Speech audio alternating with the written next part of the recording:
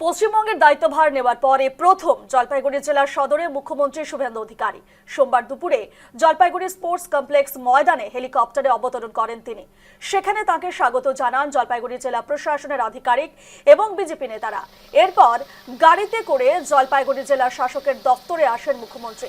সিকিমের দুর্ঘটনায় মৃত আহতদের পরিবারের সদস্যদের সঙ্গে দেখা করে কথা বলেন তিনি।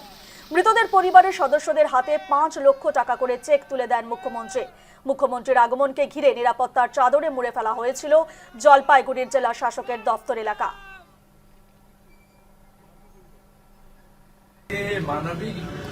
মানবিক এবং দায়িত্ববোধ থেকে আসা এরা আমাদের সহনাগরিক। পেটের টানে সিকিমে গেছিল ঝুঁকিপূর্ণ কাজ করতে। বাংলায় তো কাজ নেই, এখন আমরা এসেছি ধীরে ধীরে কাজ দেব এবং ফিরবে সবাই। তা সেই মানবিক কারণে এসেছি এবং আমার সঙ্গে প্রথম দিন থেকেই সিকিমের মুখ্যমন্ত্রীর যোগাযোগ ছিল। আমরা অতি দ্রুততার সঙ্গে রাজ্য সরকারের আপনার যে ট্রেন আছে তাতে প্রিন্সিপাল সেক্রেটারি ডিজাস্টার ম্যানেজমেন্ট, নাগরাকাটার এমএলএ এবং আমাদের এমওএস হোম অ্যান্ড হিল দ্রুত ওখানে পৌঁছে দিয়েছিলাম।